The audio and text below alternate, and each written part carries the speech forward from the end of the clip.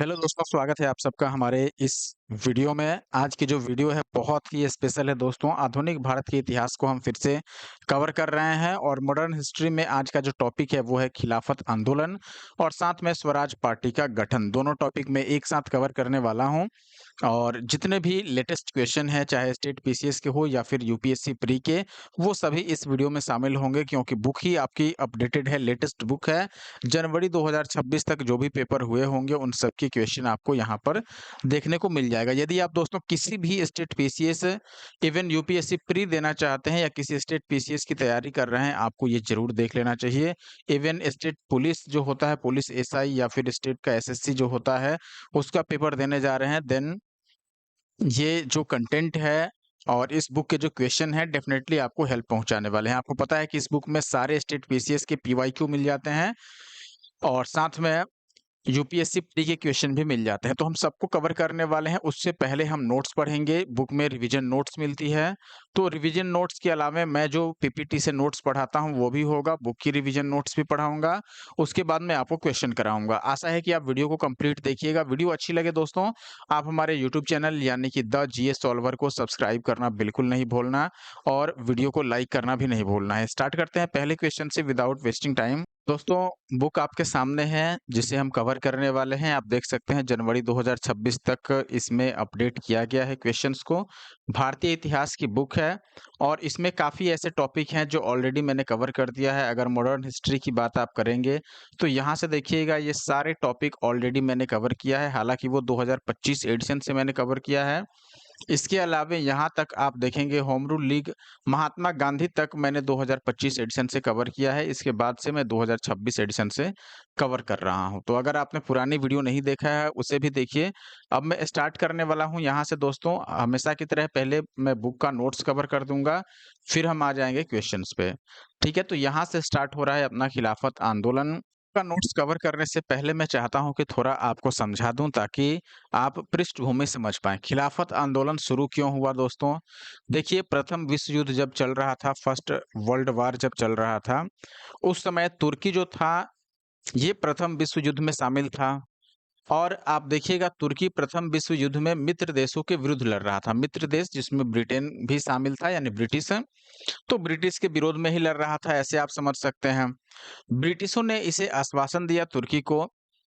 British जो राजनीतिज्ञ थे उन्होंने भारतीय मुसलमानों को भी आश्वासन दिया कि वे तुर्की की राजधानी तुर्क बाहुल्य जो क्षेत्र है और खलीफा की जो स्थिति है उसका संरक्षण करेंगे। यानी कि ब्रिटिशों ने ये कहा भारतीय मुसलमानों को कि देखिए, हम तुर्की की राजधानी पर कोई अ, खतरा नहीं होने देंगे, उसका संरक्षण करेंगे या उसकी रक्षा करेंगे। उसके अलावा तुर्क बाहुल्य जो भी क्षेत्र है या खलीफा की जो स्थिति है, इन सब का संरक्षण ब्रिटिशों द्वारा किया जाएगा। आप घबराइए नहीं, प्रथम विश्व युद्ध में ऐसा कुछ नहीं होगा। यानी कि संतावना और आश्वासन दे दिया गया इसके द्वारा, ब्रिटिशों के द्वारा भारतीय मुसलमानों को। लेकिन हुआ क्या, जब युद्ध समाप्त हुआ प्रथम विश्व युद्ध, तो इसके बाद जो संधि हुआ युद्ध के बाद, वो सरासर समझिए कि बिल्कुल कठोर संधि था और तुर्क और जो भारतीय मुसलमान थे उनके साथ ये धोखा माना जाता है, क्योंकि इसमें ऐसे नियम कानून ही बना दिए गए।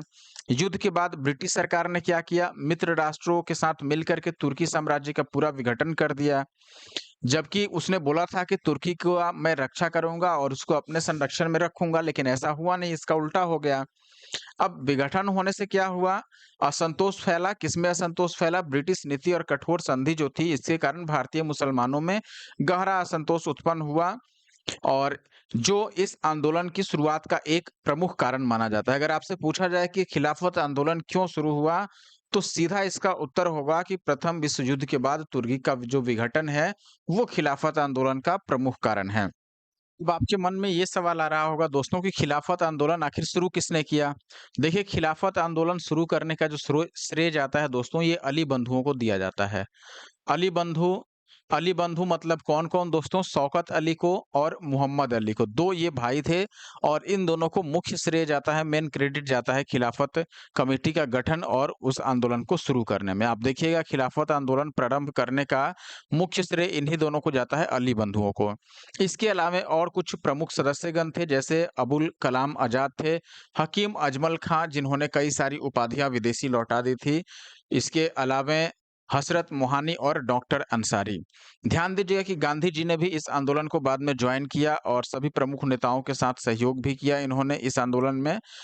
अगला मेन टॉपिक है कि आंदोलन का उद्देश्य क्या था। देखिए ऑब्जेक्टिव क्या था इस आंदोलन का। सबसे पहला और मुख्य जो ऑब्जेक्टिव माना जाता है वो है खलीफा की सत्ता की वापसी। यानी तुर्की में जैसे पहले सुल्तान यानी खलीफा का राज्य चलता था, वो सत्ता संभालते थे, वैसे मुसलमानों का मानना था कि अभी भी सत्ता और सम्मान खलीफा के हाथों में रहना चाहिए, उसका विघटन नहीं होना चाहिए। तो ये पहला पॉइंट था। दूसरा पॉइंट था पवित्र स्थलों पर भी अधिकार हो खलीफा का। मुस्लिम जो पवित्र धार्मिक स्थल हैं उन पर खलीफा का अधिकार हो, तभी तो वो सुरक्षित रख पाएंगे, वरना अंग्रेजों को उससे क्या लेना देना है। वो तो विघटन करके सबको खत्म करना चाहते थे। और कठोर जो संधियां की गई थी प्रथम विश्व युद्ध के बाद, तुर्की पर कई संधि करके कठोर चीजें लाद दी गई थी कि ये करना होगा, वो करना होगा, ऐसे वैसे, जिसके कारण उसके ऊपर बहुत बड़ा दबाव पड़ गया था। उसके खिलाफ भी ब्रिटिश सरकार पर दबाव बनाना था इन लोगों को। तो ये कुछ मुख्य उद्देश्य थे। इसमें सबसे मुख्य उद्देश्य माना जाता है सत्ता की वापसी, यानी कि खलीफा का वापस से सत्ता हो तुर्की में। ठीक है, ये एक प्रमुख मांग यहाँ पर रहा है। अब आगे देखिएगा कि गांधी जी इसमें कैसे ज्वाइन होते हैं, गांधी जी का प्रवेश कब होता है। दोस्तों गांधी जी के सम्मिलित होने पर खिलाफत आंदोलन थोड़ा और अधिक भड़कता है और अधिक जोर पकड़ता है। कारण क्या है? देखिए सबसे पहले तो दिल्ली में खिलाफत आंदोलन यानी खिलाफत जो कमेटी बनाई गई थी उसका सम्मेलन होता है, दिल्ली खिलाफत सम्मेलन आप कह सकते हैं। और ये 23 और 24 नवंबर को 1919 में होती है। और जब 24 नवंबर को इसका आयोजन दिल्ली में होता है तो उसकी अध्यक्षता महात्मा गांधी द्वारा की जाती है, ये ध्यान रखना है। तो महात्मा गांधी कब से शामिल हुए? 1919 से खिलाफत आंदोलन में शामिल हो गए। ठीक है। और ये दिल्ली में जो खिलाफत कमेटी का बैठक हुआ था उसकी अध्यक्षता करते हैं। यहाँ पर एक चीज देखिएगा दोस्तों, गांधी जी का जो दृष्टिकोण था वो ये था कि ये इसमें एकता का सपना देख रहे थे कि चूंकि ये मुस्लिमों का आंदोलन था तो इनका मानना था कि इस आंदोलन में यदि हिंदू भी शामिल हो जाए तो हिंदू मुस्लिम एकता को इससे बहुत अधिक बढ़ावा मिलेगी। इसीलिए इन्होंने एक लाइन कहा था दोस्तों, स्वर्णिम अवसर कहा किसको? इस घटना को, यानी कि जो खिलाफत आंदोलन था इसको ये स्वर्णिम अवसर कहते हैं। गांधी जी कहते हैं कि हिंदू मुस्लिम एकता के एक ऐसे स्वर्णिम अवसर के रूप में इस आंदोलन को वो देख रहे थे जो अगले 100 वर्षों में भी नहीं आएगा। यानी उनका मानना था कि 100 वर्षों में ऐसा एक मौका मिला है जिसमें हिंदू मुस्लिम एकता को बढ़ावा दिया जा सकता है। क्योंकि ये मुस्लिमों का आंदोलन था, अगर उसमें हिंदू सपोर्ट करते तो निश्चित तौर पर हिंदू मुस्लिम एकता को बढ़ावा मिलता। और लड़ाई यहाँ हिंदू मुस्लिम की थी ही नहीं, लड़ाई तो थी विदेशियों से, ब्रिटिशों से। और ब्रिटिश के खिलाफ तो हिंदू भी लड़ रहे थे और यहाँ मुस्लिम भी लड़ने लगे, तो ये सोच रहे थे कि दोनों को एक साथ जोड़ दिया जाए। न्याय, यानी कि वे मुस्लिम पक्ष की मांगों को पूरी तरह से न्याय संगत मानते थे कि जो मुस्लिम पक्ष मांग रहा है यहाँ पर कि खलीफा का वापस से सत्ता आ जाए, वो बिल्कुल सही है। कर्तव्य के रूप में देखिएगा, एक न्याय संगत संघर्ष में उनकी सहायता करना भी अपना नैतिक कर्तव्य भी मानते थे महात्मा गांधी की। अगर मैं इसमें सहायता करता हूं तो निश्चित तौर पर ये मेरा एक नैतिक कर्तव्य भी है कि अगर सही और न्याय संगत मांग है तो उसमें मैं शामिल होकर के और उनकी सहायता करूं। यहाँ पर एक प्रमुख चीज है कि वैचारिक टकराव उत्पन्न होता है दोस्तों। किसमें किसमें? महात्मा गांधी के दृष्टिकोण में, यानी सोच का फर्क, विचार का टकराव। और मोहम्मद अली जिन्ना, मोहम्मद अली जिन्ना जो है वो महात्मा गांधी के विचारों का यहाँ पर विरोध करते हैं। क्यों करते हैं? आप देखिए, महात्मा गांधी चाहते थे कि इस आंदोलन को देश की स्वतंत्रता से जोड़ा जाए। देश की स्वतंत्रता से जोड़ने से महात्मा गांधी क्या फायदा देख रहे थे? अगर केवल हिंदू या केवल मुस्लिम लड़े तो संख्या कम होगी, जिससे जो आंदोलन होंगे उनका इम्पैक्ट भी कम होगा। इसीलिए चाह रहे थे कि अगर हम धर्म को इस बीच में लाते हैं, यानी हिंदू और मुस्लिम को मिला देते हैं, तो ये एक राष्ट्रीय एकता का मजबूत माध्यम भी बनेगा। राष्ट्रीय तौर पर इसको यूनिटी के रूप में देखा जाएगा क्योंकि हिंदू मुस्लिम साथ लड़ रहे हैं। और कहीं न कहीं अंग्रेजों को इससे भय भी होगा कि अगर पूरा जो हिंदू, मुस्लिम और बाकी सब जो भी यहाँ पर धर्म के लोग हैं, यदि सभी एक साथ मिलकर लड़ने लगे तो मुश्किल हो जाएगा। जबकि मोहम्मद अली जिन्ना चाहते थे कि यहाँ पर इसमें धर्म को नहीं लाया जाए। वो चाहते थे, देखिए, खिलाफत आंदोलन को देश की स्वतंत्रता के आंदोलन से जोड़ने के वो सख्त विरोधी थे। कौन? मोहम्मद अली जिन्ना। इनका विरोध था या इनका कहना था, देखिए ये गांधी जी को सलाह देते हैं कि राजनीति में धर्म को नहीं लाई जाए। चेतावनी दिया था इन्होंने गांधी जी को, सावधान किया कि वे मुस्लिम धार्मिक नेताओं एवं उनके अनुयायियों के कट्टरपन को प्रोत्साहित नहीं करें, नहीं तो ये आगे जाकर के इसका उल्टा यानी कि नेगेटिव इफ़ेक्ट भी देखने को मिल सकता है। अब बात करेंगे कि इस विरोध और त्याग में उपाधियों की वापसी किस प्रकार हुई। प्रमुख व्यक्तित्व हैं दोस्तों हकीम अजमल खां, जिन्होंने कई सारी उपाधियाँ 1908 के टाइम पर इनको ब्रिटिश सरकार द्वारा अलग-अलग उपाधियाँ और पदक प्रदान किए गए थे हकीम अजमल खां को, जिसमें कैसर-ए-हिंद की उपाधि है, हाजिक-उल-मुल्क की है और भी दूसरे इनको उपाधियाँ छोटी-बड़ी प्राप्त हुई थी अंग्रेजों के द्वारा यानी ब्रिटिश सरकार के द्वारा। 1920 में इन्होंने कई सारी उपाधियाँ ऐसी लौटा दी इसी खिलाफत आंदोलन के दौर में। आप देखिएगा खिलाफत आंदोलन के विरोध के स्वरूप इन्होंने उपाधियाँ त्याग दी, कैसर-ए-हिंद की हुई या फिर हाजिर-उल-मुल्क की उपाधि हुई, ये सब इन्होंने लौटाया। इसमें आप देखिएगा कांग्रेस की भी कुछ भूमिका है। आप सोचेंगे कि इंडियन नेशनल कांग्रेस इसमें कैसे शामिल हुआ? देखिए, कांग्रेस इसका सपोर्ट करने के लिए एक तो अमृतसर का अधिवेशन होता है दिसंबर 1990 में, यानी कि 1919 के दिसंबर में अमृतसर में जो अधिवेशन हुआ था उसमें खिलाफत आंदोलन को और अधिक बढ़ावा मिला, खासकर कांग्रेस ने सपोर्ट किया। इसके अलावा आप देखिएगा खिलाफत आंदोलन के साथ-साथ चूँकि 13 अप्रैल 1919 को जालियांवाला बाग भी हत्याकांड हो गया था, तो जालियांवाला बाग हत्याकांड और खिलाफत आंदोलन दोनों पर चर्चा करने के लिए विशेष अधिवेशन बुलाया गया दोस्तों सितंबर 1920 में। कहाँ बुलाया गया? कलकत्ता में। उसके बाद फिर दिसंबर 1920 में आपको पता होगा कि नागपुर में हुआ था अधिवेशन कांग्रेस का। तो ये ध्यान रखना है, कलकत्ता में विशेष अधिवेशन बुलाया गया था जिसका मुख्य कारण क्या था? जालियांवाला बाग हत्याकांड मुद्दे पर बात करना और खिलाफत आंदोलन को और किस तरीके से अच्छे से रिप्रेजेंट किया जाए या फिर आगे बढ़ाया जाए, इस पर बात करना। तो ये 2 प्रमुख कारण थे और यहाँ से आप देखिएगा कि इंडियन नेशनल कांग्रेस जो है, ये भी खिलाफत आंदोलन को सपोर्ट करता है। और सपोर्ट करने का मुख्य कारण है कि खिलाफत आंदोलन जो है, ये ब्रिटिशों के विरोध में लड़ी जा रही थी। अब आखिरी में हम एक बार यहाँ पर देख लेंगे कि किस प्रकार टाइमलाइन रहा खिलाफत आंदोलन का। 1908 में देखिएगा हकीम अजमल खां को ब्रिटिश सरकार द्वारा हाजिक-उल-मुल्क की उपाधि दी जाती है। 1914 का एरा यानी कि जब पहला विश्व युद्ध चल रहा था, उस समय तुर्की को ब्रिटिश आश्वासन मिला कि हम जो तुर्की है या फिर जो उसकी राजधानी है या जो खलीफा है उसको कोई नुकसान नहीं पहुंचाएँगे और उसको संरक्षण में रखेंगे अपने, लेकिन ऐसा होता नहीं है।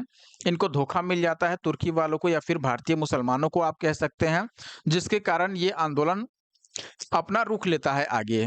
और आप देखिएगा कि 23 और 24 नवंबर जो 1919 को दिल्ली में खिलाफत सम्मेलन होता है, उसकी अध्यक्षता गांधी जी द्वारा की जाती है। यहाँ से महात्मा गांधी की एंट्री हो जाती है। फिर दिसंबर 1919 में कांग्रेस एंटर करता है और अमृतसर के अधिवेशन में इस आंदोलन यानी खिलाफत आंदोलन का समर्थन करता है।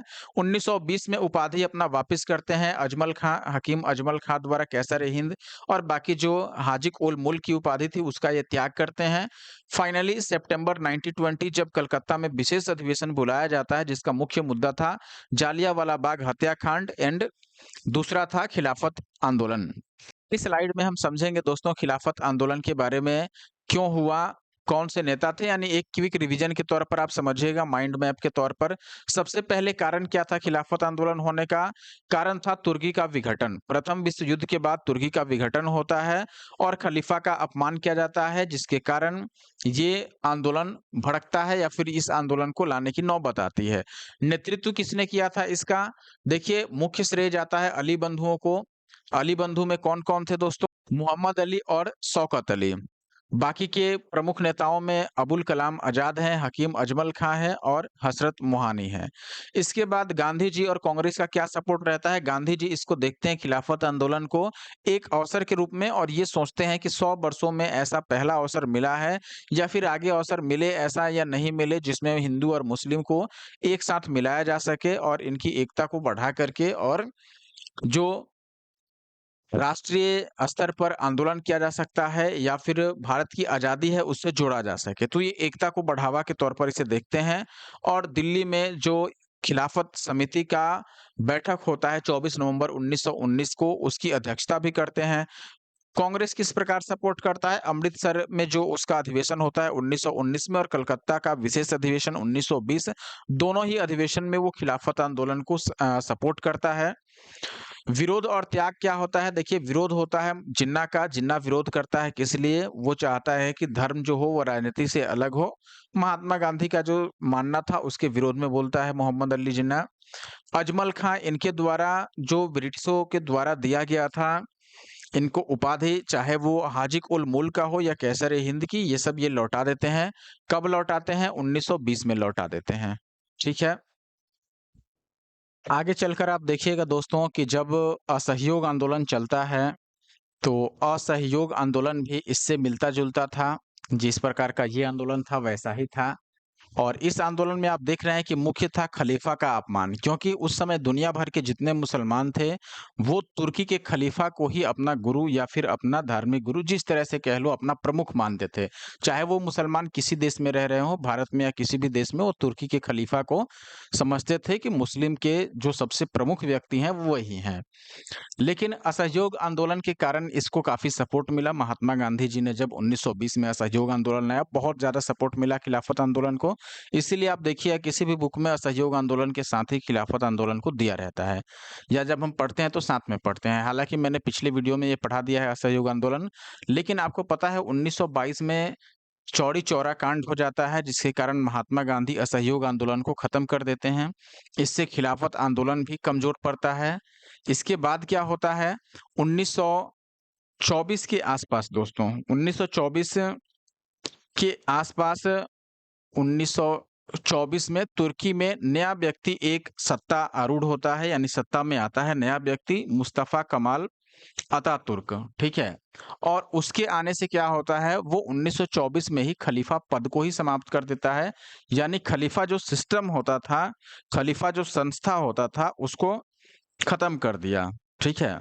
ने अब आधुनिकता की ओर बढ़ने का निर्णय लिया और खलीफा पद को समाप्त कर दिया। अब जिसके लिए लड़ाई चल रही थी, खलीफा का अपमान लोग समझ रहे थे, खलीफा के अपमान के कारण लड़ाई चल रही थी, उसको वापस दिलाने के लिए, लेकिन खलीफा का पद ही समाप्त हो गया, तो ऑटोमेटिक ये आंदोलन भी धीरे-धीरे खत्म हो गया फिर। दोस्तों, मैं यहाँ से शुरू करने वाला हूँ, बुक का नोट्स काफ़ी फास्ट पढ़ूँगा, आप समझिएगा। खिलाफत आंदोलन प्रारंभ करने के लिए गठित खिलाफत कमेटी टीम, इसका प्रमुख श्रेय किसको जाता है? शौकत अली और मोहम्मद अली, यानी अली ब्रदर्स को। इसके अलावा और प्रमुख व्यक्ति शामिल थे इसमें, अबुल कलाम आजाद, हकीम अजमल खान, हसरत मोहानी, डॉक्टर अंसारी, ये सभी प्रमुख व्यक्ति थे। आप देखिएगा खिलाफत आंदोलन प्रारंभ करने का श्रेय मुख्य रूप से अली बंधुओं को जाती है, जिसमें शौकत अली और मोहम्मद अली प्रमुख हैं। भारतीय मुसलमानों के एक बड़े हिस्से, विशेषकर कई सुन्नी समूह तुर्की के सुल्तान को इस्लामी साम्राज्य के खलीफा मानते थे, यानी जो तुर्की के उस समय सुल्तान थे, उन्हीं को ये लोग खलीफा मानते थे, यानी प्रमुख मानते थे मुसलमानों का। प्रथम विश्व युद्ध में तुर्की मित्र देशों के विरुद्ध लड़ रहा था। युद्ध के समय ब्रिटिश राजनीतिज्ञों ने भारतीय मुसलमानों को यह आश्वासन दिया था दोस्तों कि वे तुर्की की राजधानी तुर्क बाहुल्य क्षेत्रों और तुर्की के सुल्तान यानी खलीफा की स्थिति का संरक्षण करेंगे। लेकिन युद्ध समाप्त होने के बाद ब्रिटिश सरकार और मित्र राष्ट्रों ने तुर्की साम्राज्य का विघटन कर दिया, उसके कई सारे टुकड़े कर दिए और प्रमुख हिस्से छीन लिए गए। तुर्की के प्रति ब्रिटिश नीति और युद्ध के बाद की संधि और उसके शर्तों से भारतीय मुसलमानों में गहरा असंतोष उत्पन्न हुआ। इसी पृष्ठभूमि में खिलाफत आंदोलन भारत में शुरू हुआ। इसका उद्देश्य था खलीफा और तुर्की सुल्तान की सत्ता करना, सत्ता को वापस लाना, मुस्लिम पवित्र स्थलों पर उनके अधिकार और तुर्की पर जो कठोर शर्त रखे गए थे ब्रिटिशों के द्वारा, उसको खत्म करना और ब्रिटिश सरकार पर उसके लिए दबाव बनाना। अब देखिएगा दोस्तों, आंदोलन उस समय अधिक जोर पकड़ा जब गांधी जी इसमें शामिल हुए। गांधी जी कब शामिल हुए दोस्तों? 23-24 नवंबर 1919 को खिलाफत कमेटी का सम्मेलन होता है और 24 नवंबर को दिल्ली में ये सम्मेलन होता है। 24 नवंबर को इसकी अध्यक्षता महात्मा गांधी करते हैं। दिसंबर 1990 में आप देखिएगा भारतीय राष्ट्रीय कांग्रेस का अमृतसर का अधिवेशन होता है, जिसमें खिलाफत आंदोलन को और अधिक बढ़ावा मिलता है और कांग्रेस भी इसके सपोर्ट में आती है।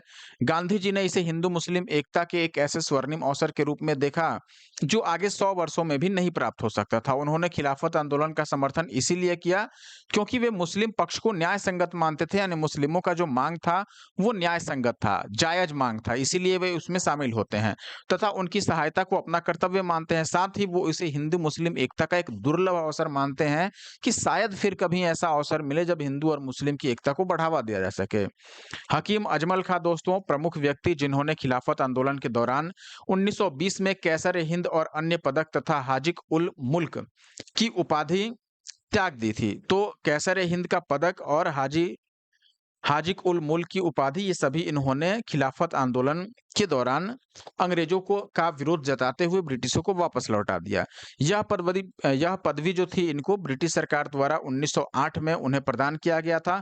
मोहम्मद अली जिन्ना दोस्तों जो उस समय राष्ट्रवादी थे, जब वो राष्ट्रवादी थे, खिलाफत आंदोलन को देश की स्वतंत्रता के आंदोलन से जोड़ने के विरोधी थे। उन्होंने गांधी जी को राजनीति में धर्म को नहीं लाने की सलाह दी। उन्होंने खिलाफत आंदोलन में गांधी जी की भागीदारी के विरुद्ध गांधी जी को सावधान किया था कि वे किस बात पर सावधान किया था? वे मुस्लिम धार्मिक नेताओं और उनके अनुयायियों के कट्टरपन को ज्यादा प्रोत्साहित न करें। मौलाना मोहम्मद अली, शौकत अली, अबुल कलाम आजाद, हकीम अजमल खां और हजरत मोहानी खिलाफत आंदोलन के प्रमुख नेताओं में से थे। गांधी जी ने इस आंदोलन में इनके साथ सहयोग किया निश्चित तौर पर, और सितंबर 1920 में कलकत्ता में हुए कांग्रेस के विशेष अधिवेशन का प्रमुख मुद्दा जालियांवाला बाग कांड और साथ में खिलाफत आंदोलन रहा। तो ये था दोस्तों किताब का नोट्स। आशा है कि आप समझ पाए होंगे और अब क्वेश्चन को बिल्कुल आसानी से आप सॉल्व कर पाएंगे। पहला सवाल है दोस्तों, निम्नलिखित में से किसने खिलाफत आंदोलन का प्रारंभ किया था? शौकत अली ने, मोहम्मद अली ने, शरीयतुल्लाह ने या अबुल कलाम आजाद ने? देखिए अब इसमें कई लोगों के नाम आता है। मुख्य रूप से अगर अली बंधुओं का नाम होता तो हम लगा ही लेते हैं, लेकिन शौकत अली और मोहम्मद अली, अली बंधु तो थे ही, शरीयतुल्लाह नहीं थे यानी तीसरा नहीं था, तो जहां भी तीसरा को दिया गया है वो तो ऐसे ही गलत हो गया। इसके अलावा अबुल कलाम आजाद इसमें शामिल थे, तो निश्चित तौर पर ये भी रहेंगे। प्रमुख नेताओं में से ये एक थे। इनके अलावे आपके हकीम अजमल खां भी थे। हकीम अजमल खां, हसरत मोहानी थे, और भी एक दो नेता थे। यहाँ पर ऑप्शन बी हमारा करेक्ट आंसर होगा, यानी पहला, दूसरा और चौथा। आप देखिएगा यहाँ पर खिलाफत आंदोलन भारत में मुख्यतः मुसलमानों द्वारा चलाया गया राजनीतिक धार्मिक आंदोलन था यह, यानी राजनीतिक भी था, धार्मिक भी था, क्योंकि दोनों दो धर्म इसमें साथ मिलकर काम कर रहे थे। हालांकि अपने धर्म को बचाने के लिए ही ये युद्ध लड़ा जा रहा था या फिर आंदोलन किया जा रहा था, इसीलिए यह धार्मिक आंदोलन हुआ। इस आंदोलन का उद्देश्य क्या था? तुर्की में खलीफा के पद की पुनः स्थापना की जाए और अंग्रेजों पर दबाव बनाया जाए। खिलाफत आंदोलन प्रारंभ करने के लिए गठित खिलाफत कमेटी में शौकत अली, मोहम्मद अली, इसके अलावा देखिए अबुल कलाम आजाद, हकीम अजमल खां, हसरत मोहानी और डॉक्टर अंसारी, ये प्रमुख सदस्य शामिल थे। तथापि खिलाफत आंदोलन प्रारंभ करने का जो श्रेय जाता है मुख्य रूप से अली बंधुओं यानी शौकत अली और मोहम्मद अली को दिया जाता है। हाजी शरीयतुल्लाह 19वीं सदी के फरायजी आंदोलन के संस्थापक थे। आप देखिएगा खिलाफत आंदोलन के प्रमुख नेता कौन थे ये पूछा जा रहा है, तो निश्चित तौर पर मौलाना मोहम्मद अली और शौकत अली। तो यहाँ पर अली बंधु प्रमुख नेता थे। मोहम्मद अली जिन्ना भी उसमें बाद में शामिल थे। शौकत अली तो थे ही। मोहम्मद अबुल कलाम आजाद थे, किदवई नहीं थे। तो निश्चित तौर पर यहाँ ऑप्शन ए अली बंधु आपको याद रखना है दोस्तों।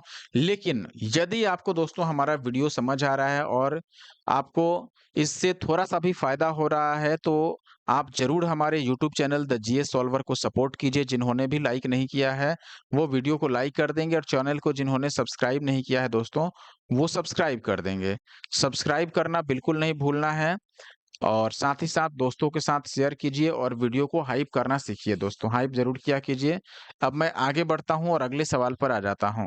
अगला सवाल, यूपीएससी प्री का खिलाफत आंदोलन के मुख्य उद्देश्य निम्नलिखित में से कौन से थे ये बताएं।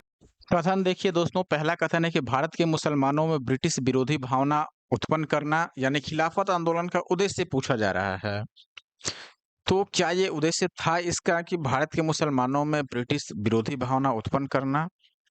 इसको सही माना जा सकता है दोस्तों, क्योंकि ब्रिटिशों ने ही अपना वादा तोड़ा था। आपको याद होगा मैंने क्या पढ़ाया कि जो प्रथम विश्व युद्ध हुआ था उसमें जो तुर्की था वो ब्रिटिशों के विरोध में लड़ रहा था, लेकिन ब्रिटिशों ने भारत में आश्वासन क्या दे दिया मुसलमानों को?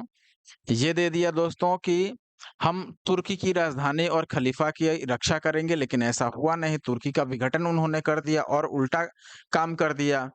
इससे जो भारत के मुसलमान थे वो बहुत आहत हुए, इनमें असंतोष फैला और एक तरह से ब्रिटिश के खिलाफ जो खिलाफत आंदोलन शुरू किया गया उसका नींव यहीं से पड़ा भारत में।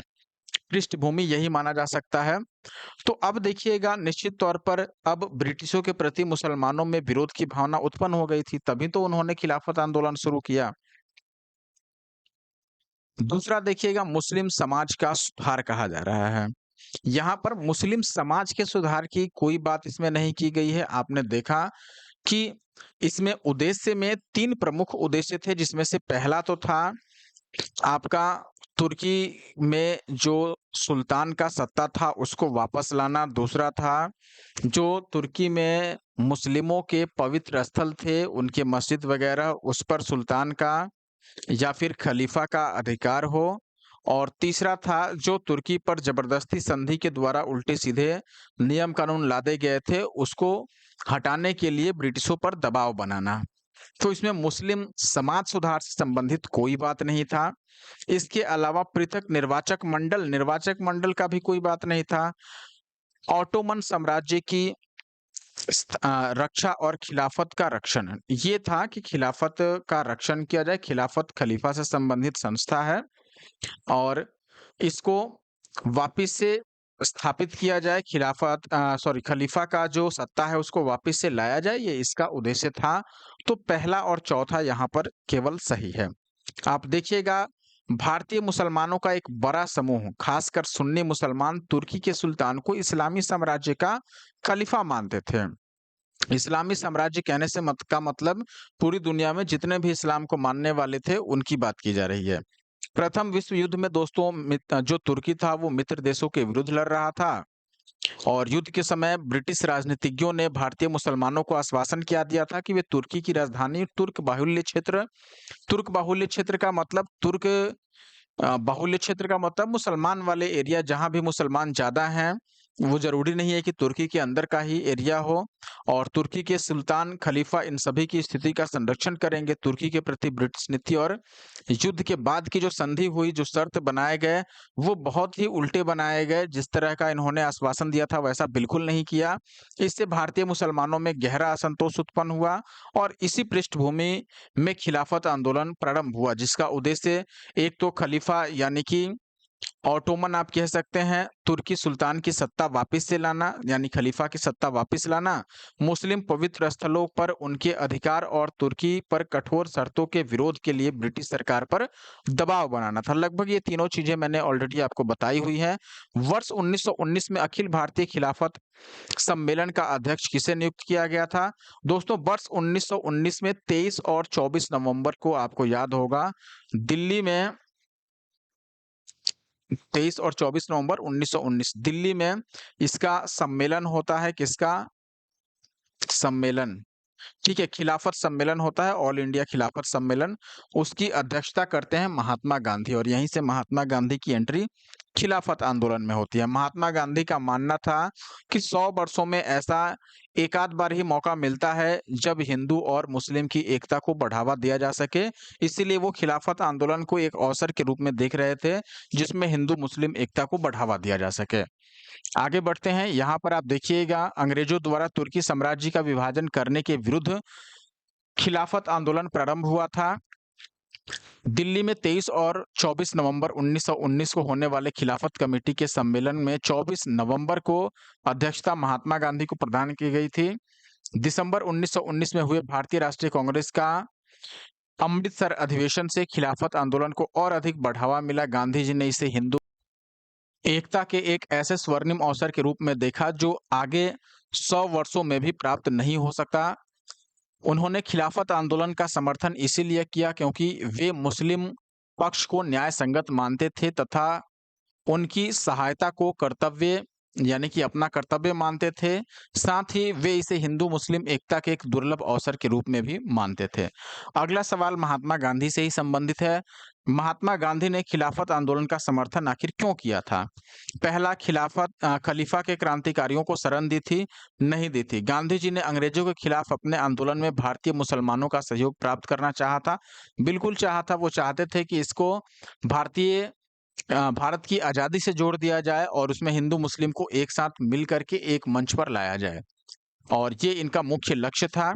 खलीफा को भारत से कोई लेना-देना नहीं था, ना ही खलीफा गांधी जी के मित्र थे, ऐसा कुछ नहीं था। ऑप्शन बी सही है। अगला सवाल है कि खिलाफत आंदोलन को समर्थन किया था किसने? गांधी जी ने किया था। इसके अलावा कांग्रेस ने भी किया था।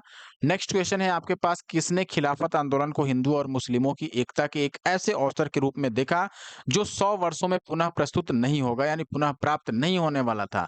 दोस्तों, इन लोगों को मुस्लिम और हिंदू के आप कहिए कि एकता से कुछ खास लगाव नहीं था। यहाँ पर महात्मा गांधी सही आंसर हैं। आपको मैंने पहले भी ये बता दिया है। अगला सवाल है, निम्नलिखित में से किस एक ने खिलाफत आंदोलन के दौरान हाजिक उल मुल्क की पदवी त्याग दी थी? हाजिक उल मुल्क ही नहीं, इसके अलावा कैसर ए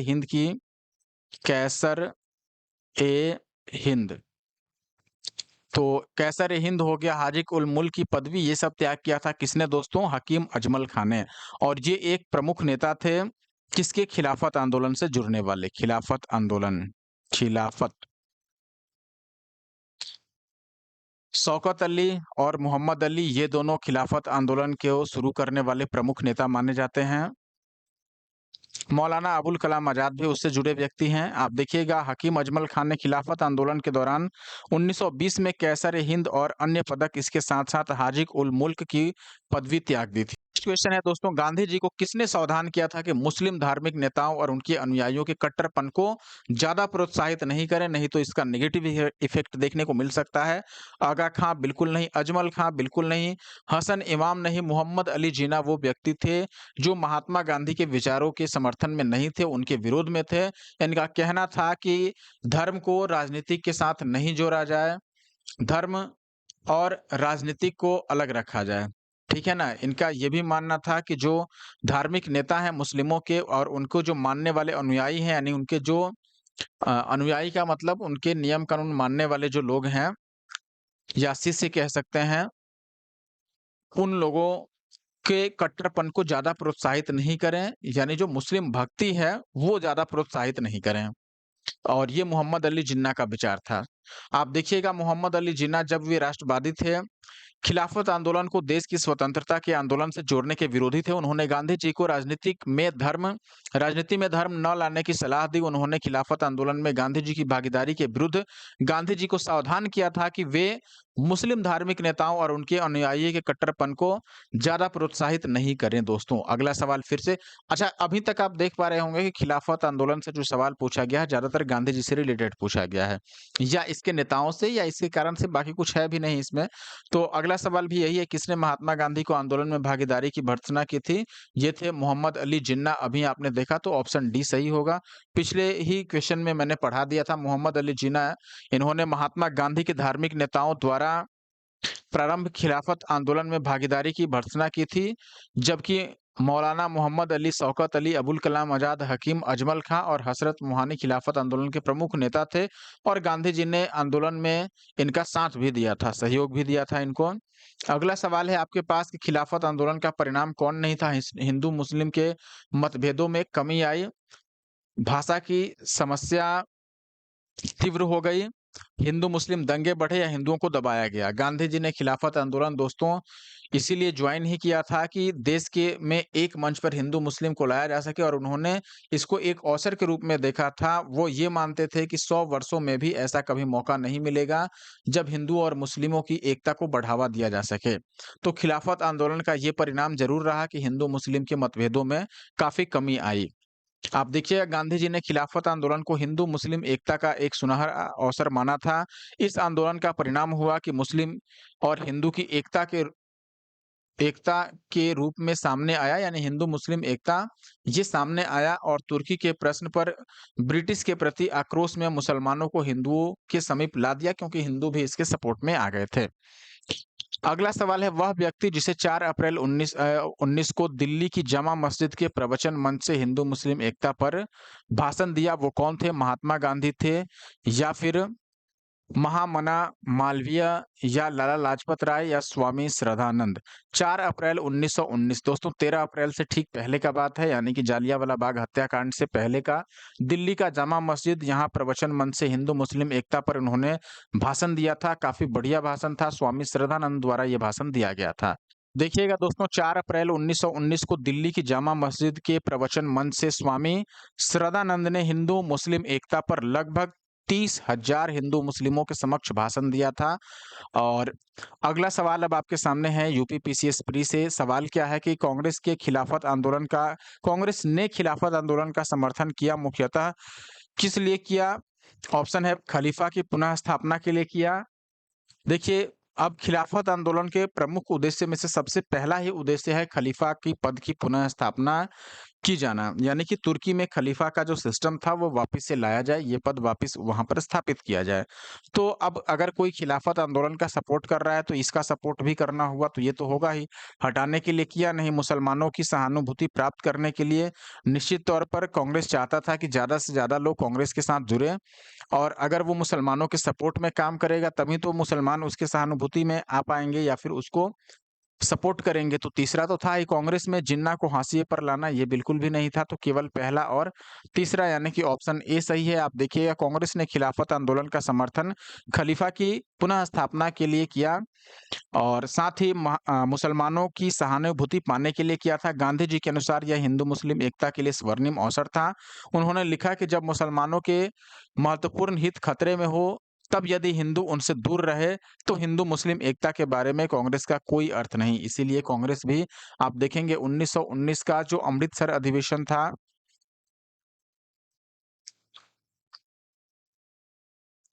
या फिर 1920 का कलकत्ता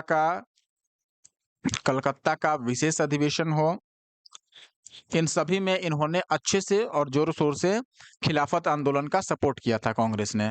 निम्नलिखित में से किस भारतीय नेता ने खिलाफत आंदोलन का समर्थन नहीं किया? जवाहरलाल नेहरू ने नहीं किया, या मदन मोहन मालवीय ने, मोहम्मद अली जिन्ना ने, या स्वामी श्रद्धानंद ने? देखिए, स्वामी श्रद्धानंद थे ही, मोहम्मद अली तो थे ही, मोहम्मद अली, शौकत अली, ये लोग तो प्रमुख नेता थे।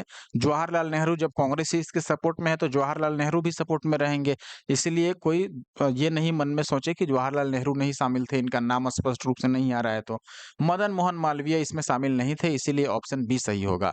आप देखिएगा, सितंबर 1920 में कलकत्ता में हुए कांग्रेस के विशेष अधिवेशन का प्रमुख मुद्दा एक तो जालियांवाला बाग हत्याकांड और दूसरा खिलाफत आंदोलन था। उन्होंने खिलाफत आंदोलन में कांग्रेस की भागीदारी का समर्थन नहीं किया था। किसने? मदन मोहन मालवीय ने। ठीक है। अब आगे बढ़ते हैं। अगला सवाल है आपके पास, 1920 की खिलाफत कमेटी की सभा जिसे गांधी को असहयोग आंदोलन के नेतृत्व को संभालने का अनुरोध किया गया, वह किस शहर में हुई थी? इलाहाबाद में हुई थी दोस्तों। 1920 में खिलाफत कमेटी की सभा थी। आपको 1919 का तो पता है कि 1919 में जो 24 नवंबर को हुआ था खिलाफत कमेटी का सम्मेलन, वो दिल्ली में हुआ था और उसकी अध्यक्षता महात्मा गांधी ने की थी। लेकिन 1920 में जब खिलाफत कमेटी का सभा हुआ जिसने गांधी जी को असहयोग आंदोलन के नेतृत्व को संभालने का अनुरोध भी किया, वह किस शहर में हुई थी? वह इलाहाबाद में हुई थी। ये आपको याद रखना है। आप देखिएगा, गांधी जी वर्ष 1920 में खिलाफत कमेटी को अंग्रेजी हुकूमत के खिलाफ असहयोग आंदोलन छेड़ने की सलाह दी और जून 1920 में खिलाफत कमेटी ने इलाहाबाद यानी कि प्रयागराज में इस सलाह को स्वीकार किया और गांधी जी को आंदोलन की अगुवाई करने का अधिकार सौंपा। सितंबर 1920 में कलकत्ता के विशेष अधिवेशन में लाला लाजपत राय की अध्यक्षता में असहयोग आंदोलन के प्रस्ताव को स्वीकार किया गया और फाइनली उसको अनुमोदित किया गया था 1920 के ही दिसंबर का जो वार्षिक क्या कहते हैं, कांग्रेस का अधिवेशन था, नागपुर में यह हुआ था, नागपुर। तो इस अधिवेशन में सी आर दास, जिन्होंने पहले विरोध किया था असहयोग आंदोलन का, वो खुद इसको प्रस्तावित किए थे और फाइनली कांग्रेस द्वारा उसको अनुमोदित कर दिया गया। अगला सवाल है दोस्तों, इस मसले पर हम मुसलमानों को हिंदुओं से भिड़ा नहीं पाए, निम्नलिखित में से कौन सी एक घटना से संबंधित एंचिसन के इस कथन का संबंध है? 1857 का विप्लव, या फिर चंपारण सत्याग्रह, खिलाफत और असहयोग आंदोलन, या 1942 की क्रांति? सही आंसर क्या है दोस्तों? यहाँ पर सही आंसर है 1857 का विप्लव। ध्यान रखना है, 1857 में जब क्रांति हुई थी उस समय चार्ल्स एचिंसन ने यह टिप्पणी की थी। क्या टिप्पणी किया था? टिप्पणी यह किया था कि इस मामले में यानी 1857 की क्रांति में हम मुसलमानों को हिंदुओं से भिड़ा नहीं पाए, यानी कि दोनों को लड़वा नहीं पाए, ऐसा कहने का मतलब है। अगला सवाल और इस टॉपिक का आखिरी सवाल है, 1921 में मोपला आंदोलन शाखा थे किसकी? खिलाफत आंदोलन की, या फिर 1957 के सॉरी 1857 के स्वतंत्रता संग्राम की, देखिए 1857 और 1921 बहुत दूर-दूर है टाइमिंग। स्वदेशी आंदोलन की या फिर असहकार आंदोलन की? सही उत्तर है दोस्तों 1921 का मोपला विद्रोह। ये पिछले वीडियो में मैंने पढ़ाया था। केरल में जो मालाबार तट है उसके आसपास किसानों ने ये विद्रोह किया था अंग्रेजों के खिलाफ और जमींदारों के खिलाफ। तो ये एक तरह से खिलाफत आंदोलन की ही एक शाखा मानी जा सकती है, क्योंकि यहाँ पर भी कुछ वैसा ही मामला था।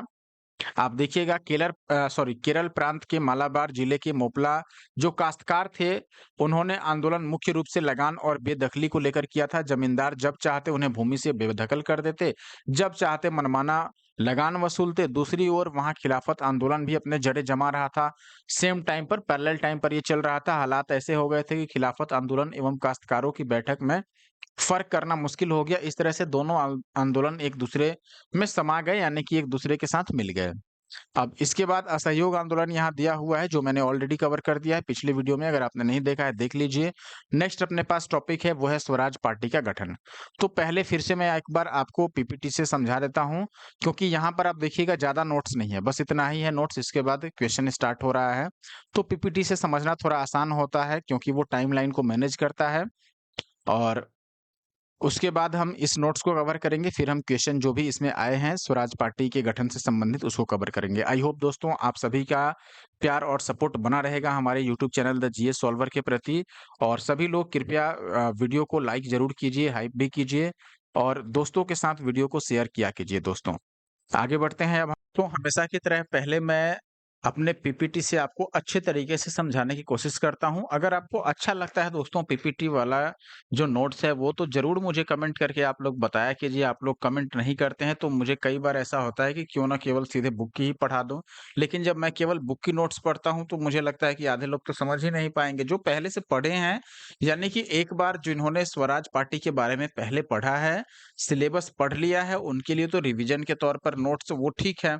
रिवीजन करना है तो वो डायरेक्ट किसी भी तरह से उसको पढ़ लेंगे, तो वो उनको अच्छा ही लगेगा। लेकिन दिक्कत किसको है? जिन्होंने पहले नहीं पढ़ा है। वो डायरेक्ट स्वराज पार्टी को पढ़ेंगे, वो जो बुक है घटना चक्र की उसके नोट्स को, तो आधे-अधूरे बात समझ पाएँगे और मन में कई सारे सवाल चलते रहेंगे। इसीलिए मैं अपने नोट्स से पहले समझाने की कोशिश करता हूँ दोस्तों। और फिर से मैं स्टार्ट कर रहा हूँ। स्वराज पार्टी का गठन, इसका गठन 1923 में हुआ था। क्या था? क्यों गठन किया गया? क्या उद्देश्य था? ये सारी चीज़ें हम आगे पढ़ेंगे। तो मैं पहले स्लाइड से स्टार्ट करता हूँ, लेकिन आप सभी से रिक्वेस्ट है कि लाइक ज़रूर करके और कमेंट करके अपनी बातों को रखिएगा। आप देखिए, सबसे पहले हम इसकी पृष्ठभूमि देखते हैं, यानी कि क्यों शुरू हुआ और इसकी आवश्यकता क्यों पड़ी, इसका बैकग्राउंड क्या था। किसी भी पार्टी का गठन होता है तो किसी खास उद्देश्य के लिए होता है।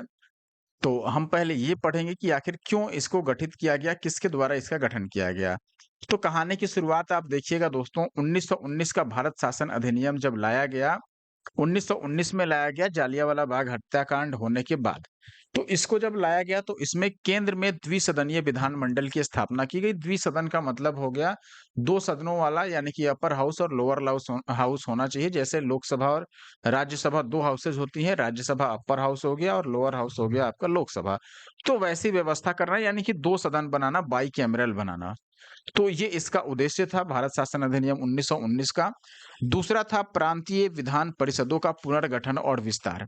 इसमें प्रांतीय जो विधान परिषद थे, इनको कुछ स्वायत्तता दी गई थी ब्रिटिश सरकार द्वारा, यानी कि उनको कुछ अधिकार दिए गए थे। प्रांतीय जो विधान परिषद थे या प्रांतीय जो स्वायत्त संस्थाएं थी, यानी कि प्रांत में जो भी चला रहा था अपना शासन प्रशासन, उनको कुछ तो अधिकार दिया गया था। अब देखिए 1920 के चुनाव में क्या हुआ? 1920 के चुनाव के टाइम पर आपको पता है कि असहयोग आंदोलन चल रहा था। असहयोग आंदोलन उस समय पूरे देश में चलाया जा रहा था, जिसके मेन लीडर थे महात्मा गांधी। तो नॉन कोऑपरेशन मूवमेंट के तहत कांग्रेस द्वारा इन चुनावों का पूर्ण रूप से बहिष्कार कर दिया गया। तो चूंकि असहयोग आंदोलन में सबसे मेन उसका जो हथियार था वो था बाइकॉट करना, अंग्रेजी वस्तुओं का बाइकॉट करना, उपाधियों का बाइकॉट करना, जो अंग्रेजी पद प्राप्त थे भारतीय लोगों को उसको बाइकॉट करना, यानी उसका त्याग करना। स्कूल, कॉलेज, कोर्ट कचहरी, यहाँ तक कि चुनाव, इन सब का बहिष्कार लोगों ने कर दिया। तो इस प्रकार देखिएगा कि 1920 के चुनाव में दोस्तों असहयोग आंदोलन का पूरा-पूरा प्रभाव देखने को मिला, यानी कि पूरी तरीके से इसका बहिष्कार महात्मा गांधी के समर्थकों ने किया, कांग्रेस के सभी नेताओं ने या कांग्रेस से जुड़े जो लोग थे सभी ने, बाकी भी लोकल स्तर पर कई पार्टियां जो थी उन्होंने इस चुनाव का बहिष्कार किया। इससे सरकार को यानी ब्रिटिश सरकार को क्या नुकसान हुआ? जो लोकल या फिर प्रांतीय विधान परिषदों का चुनाव था सही से नहीं हो पाया, क्योंकि जब जनता वोट करने नहीं जाएगी तो चुनाव सही से नहीं होगा, सीधी सी बात है। और इस तरह से एक तो उनकी नीतियों पर प्रश्न उठेगा। अभी मान लो अगर चुनाव कराया जाए और पता चले कि कहीं पर इलेक्शन नहीं हो पाया या कोई बूथ है या कोई खास गांव है या ब्लॉक है जहां पर इलेक्शन हुआ ही नहीं है, लोग वोट देने ही नहीं गए, इसका मतलब वहां के शासन प्रशासन और जो भी सत्ता में सरकार रही है उस पर सवाल उठेगा। तो इसीलिए यहाँ पर अंग्रेजों की नीतियों पर, फिर ब्रिटिश सरकार की नीतियों पर सवाल उठने लगा था, तो उसको नुकसान हुआ इससे, यानी कि असहयोग आंदोलन से। अब आगे देखते हैं दोस्तों, एक देश में निराशा का वातावरण फैला कब? जब असहयोग आंदोलन अचानक इसका स्थगन कर दिया गया, यानी कि अचानक इसको बंद किया गया। चौरी चौरा कांड 1922 में हुआ 4 फरवरी को, जिससे काफ़ी हतोत्साहित हुए महात्मा गांधी, क्योंकि ये एक हिंसात्मक कार्य था या हिंसात्मक घटना थी, क्योंकि पूरे चौकी को, पुलिस चौकी को लोगों द्वारा जला दिया गया था। जबकि महात्मा गांधी ने साफ तौर पर कहा था कि जो असहयोग आंदोलन होगा वो पूरी तरीके से शांतिपूर्ण तरीके से होगा, अहिंसात्मक तरीके से किया जाएगा। लेकिन हिंसा का होना इनको झकझोर दिया। जो चौरी चौरा कांड था 4 फरवरी 1922 को, जिसमें पूरे पुलिस थाने को जलाने से कई पुलिस कर्मियों की हत्या हो गई, उसमें मौत हो गई, जलकर उनकी मृत्यु हो गई, जिससे ये हतोत्साहित हुए और अचानक ही 1922 में ही ये समाप्ति कर दिए इसकी। और समाप्त होते ही मार्च 1922 में दोस्तों, अब देखिए अगर आपको याद होगा पिछली वीडियो में मैंने बताया था दोस्तों कि 4 फरवरी 1922 को चौरी चौरा कांड हुआ और 12 फरवरी 1922 को असहयोग आंदोलन स्थगित कर दिया गया महात्मा गांधी द्वारा ऑफिशियली। फिर मार्च में आप देखिएगा 10 मार्च का दिन था। 10 मार्च 1920 को महात्मा गांधी की गिरफ्तारी होती है और इस समय 6 वर्ष की उन्हें सजा सुनाई जाती है। और उन पर आरोप क्या लगता है? राजद्रोह का। उस समय देखो खास करके ब्रिटिश सरकार यही चाहता था कि जो भी सरकार के खिलाफ बोले उस पर राजद्रोह का आरोप लगा, उसको अंदर कर दो, और यही होता था। और असहयोग आंदोलन जिस समय अपने चरम पर था, पीक पर था, तब तो महात्मा गांधी को उस समय पकड़ना या गिरफ्तारी इनकी मुश्किल थी। लेकिन जैसे ही असहयोग आंदोलन समाप्त हुआ, उसके बाद फरवरी में समाप्त हुआ और अगले महीने में इनको गिरफ्तार कर लिया गया, राजद्रोह का आरोप लगाया गया, 6 वर्ष का सजा सुनाया गया। हालाँकि इनको 2 वर्ष बाद ही 1924 में इनकी तबीयत बिगड़ी, जिसके कारण इनको जेल से रिहा कर दिया गया।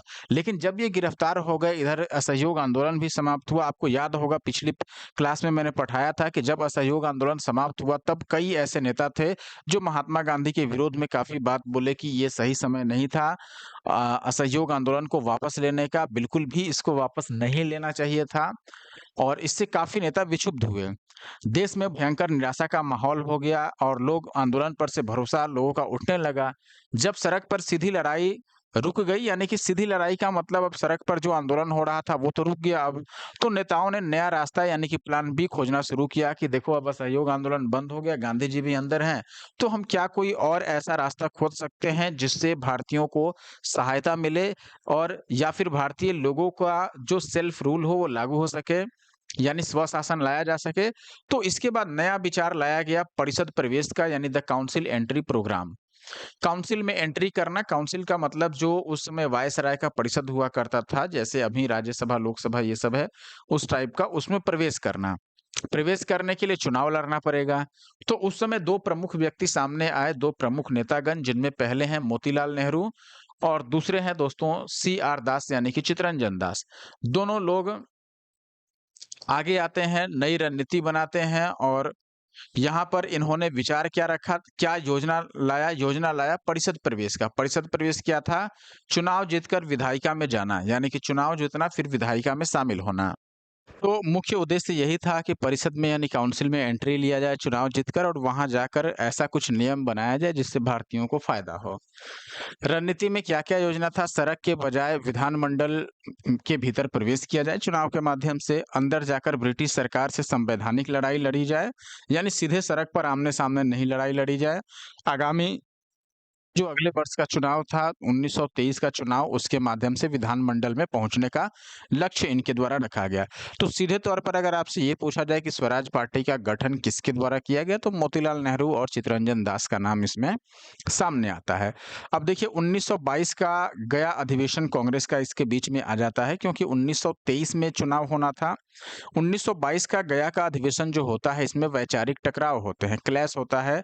किसके बीच में? कांग्रेस के लोगों के बीच में और चित्तरंजन दास के बीच में। आप देखिएगा, कांग्रेस का जो गया का अधिवेशन था 1922 में हुआ था और अध्यक्ष थे इसके चित्तरंजन दास यानी सीआर दास।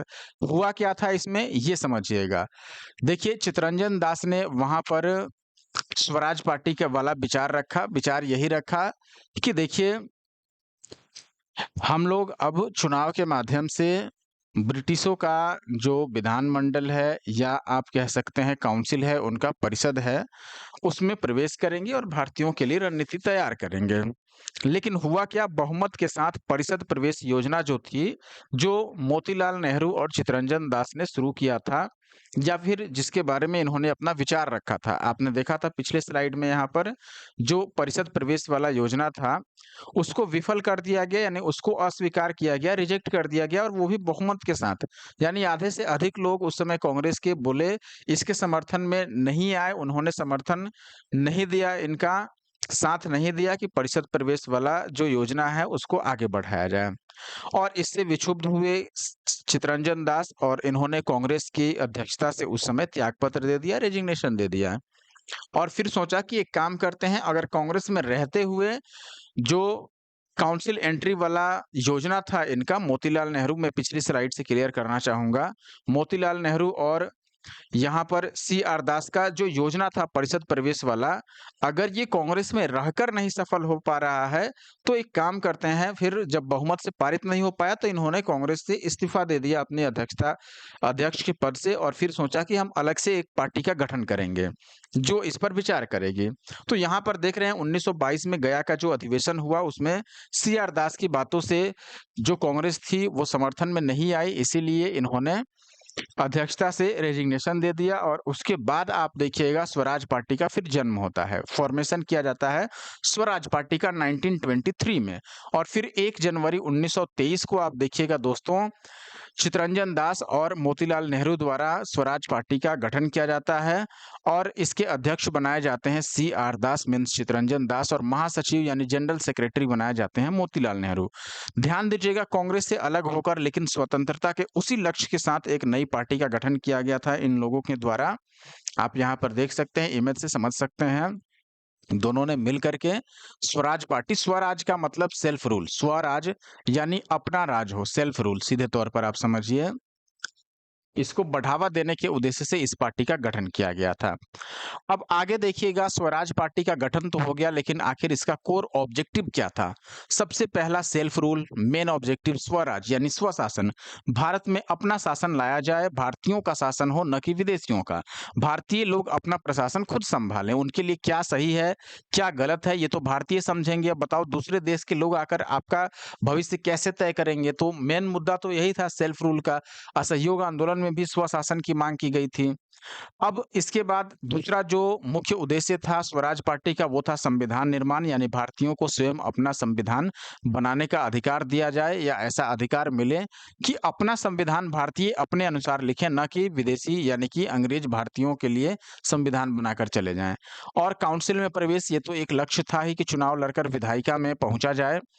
और आखिरी था अधिनियम का उच्छेदन। उच्छेदन का मतलब है किसी कानून को आधिकारिक रूप से समाप्त करवाना। स्वशासन मैंने बता दिया और अवरोध का मतलब आप समझते हैं।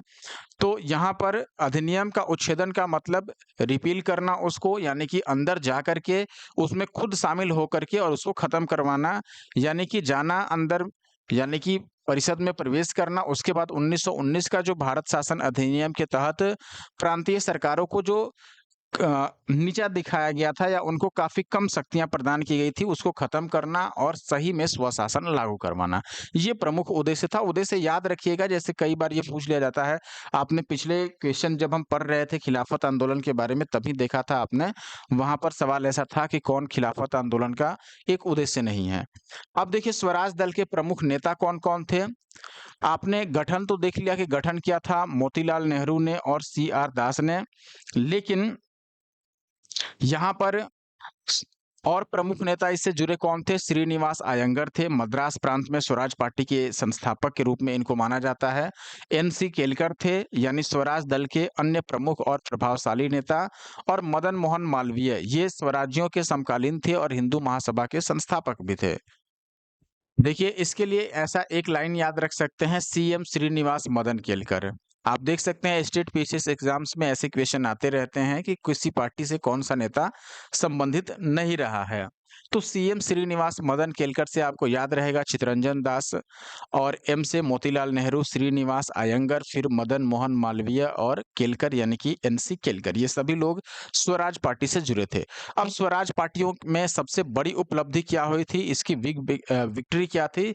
देखिए 1925 में इसकी सबसे बड़ी उपलब्धि मानी जाती है। उपलब्धि क्या थी? विट्ठल भाई पटेल का सेंट्रल लेजिस्लेटिव असेंबली यानी केंद्रीय विधानसभा का अध्यक्ष चुना जाना। यानी कि इसका तो उद्देश्य ही था कि वहाँ पर विधानसभा में या विधान परिषद में जहाँ पर भी हो सके असेंबली में जाना और जाकर के भारतीयों के लिए कानून पारित करवाना है या वहाँ से लड़ाई लड़ना। तो आप देखिएगा कि 1925 में जब विट्ठल भाई पटेल को सेंट्रल लेजिस्लेटिव असेंबली यानी केंद्रीय विधानसभा का अध्यक्ष बनाया गया, तब ये एक बड़ी उपलब्धि मानी गई। यह अंग्रेजों के ही बनाए सिस्टम में घुसकर सर्वोच्च पद पर कब्जा करने वाली स्वराज्यों की सबसे बड़ी राजनीतिक जीत थी। तो ये ध्यान रखना है, ये सबसे बड़ी उपलब्धि मानी जाती है और ऐसा सवाल आता है कि स्वराज पार्टी की सबसे बड़ी उपलब्धि क्या थी? तो विट्ठल भाई पटेल का 1925 में केंद्रीय विधानसभा का अध्यक्ष चुना जाना। अब देखिएगा विशेष व्यक्ति जो इससे जुड़े हुए थे उनके बारे में कुछ समझ लीजिए। जैसे चित्तरंजन दास, इनको देशबंधु कहा गया, रविन्द्रनाथ टैगोर द्वारा कहा गया था देशबंधु। उपनाम इनका देशबंधु है, यानी कि देश का बंधु, देश का दोस्त, फ्रेंड ऑफ कंट्री। शिक्षा इनकी इंग्लैंड से इन्होंने वकालत की पढ़ाई की थी, वकील थे पेशे से। स्वदेश लौटकर कलकत्ता हाई कोर्ट में बैरिस्टर यानी वकील के रूप में इन्होंने एडमिशन कराया, और सबसे बड़ी कानूनी सफलता इनकी मानी जाती है जब अलीपुर बम कांड हुआ था 1908 में दोस्तों, उसमें क्रांतिकारियों पर जो आरोप लगाए गए थे और जो केस किए गए, एफआईआर दर्ज कराए गए, उसमें अरविंद घोष को बचाने के लिए इन्होंने कड़ी मेहनत की और इनकी वकालत की अरविंद घोष को, और निश्चित तौर पर इनको बचाने में सफल रहे और इनका बचाव किया गया इनके वकालत के माध्यम से। तो ये एक इनकी बड़ी उपलब्धि मानी जाती है। सी.आर. दास का विजन क्या था? स्वराज आम जनता के लिए होना चाहिए, केवल कुछ वर्गों के लिए नहीं। यानी इनके कहने का मतलब कि सेल्फ रूल भी अगर आता है भारत में, तो ऐसा नहीं है कि सेल्फ रूल केवल जो जाने-माने वर्ग हैं या जो धनी परिवार हैं या जो ज़मींदार हैं उनके लिए हो, ऐसा नहीं होना चाहिए। सेल्फ रूल सभी वर्गों के लिए होना चाहिए समान रूप से। यह कथन दर्शाता है कि सी.आर. दास का उद्देश्य केवल कुलीन यानी कि जो एलीट वर्ग है उसी तक सत्ता को सीमित रखना नहीं था, बल्कि भारत के गरीब और आम नागरिकों को भी सशक्त बनाना था। और एक बार अब हम रिवीजन करेंगे। 1919 में आप देखिएगा भारत शासन अधिनियम आया और उसमें द्विसदनीय विधानमंडल की व्यवस्था किया गया, केंद्रीय विधानमंडल और प्रांतीय विधानमंडल का। 1920 में फिर कांग्रेस द्वारा चुनाव का बहिष्कार किया गया असहयोग आंदोलन के माध्यम से। 1922 में गया अधिवेशन हुआ जिसमें परिषद प्रवेश पर सी.आर. दास ने चर्चा किया, लेकिन उसको खारिज कर दिया गया, रिजेक्ट कर दिया गया। इसके बाद चित्तरंजन दास कांग्रेस की अध्यक्ष के पद से इस्तीफा दे देते हैं। 1923 इस समय स्वराज पार्टी का अलग से गठन किया गया सी.आर. दास और मोतीलाल नेहरू द्वारा। 1925 में दोस्तों विट्ठल भाई पटेल केंद्रीय विधानसभा के अध्यक्ष बनते हैं। अब हम सीधे बुक के नोट्स पर आएंगे, फिर क्वेश्चन को कवर करेंगे। तो आप वीडियो के लास्ट तक बने रहिएगा दोस्तों। और जो दोस्त हमारे चैनल पे नए हैं, यानी कि हमारे YouTube channel the GS solver को नहीं सब्सक्राइब किए हैं, उनसे रिक्वेस्ट है कि आप ज़रूर सब्सक्राइब कीजिए। कुछ वन लाइनर क्वेश्चन भी दिया है, आप चाहें तो रिकॉल कर सकते हैं। देखिएगा, स्वराज पार्टी की गठन किसने किया था? तो सी आर दास और मोतीलाल नेहरू ने 1923 में किया। इसके अध्यक्ष कौन बने? सी आर दास, और महासचिव यानी जनरल सेक्रेटरी बने मोतीलाल नेहरू।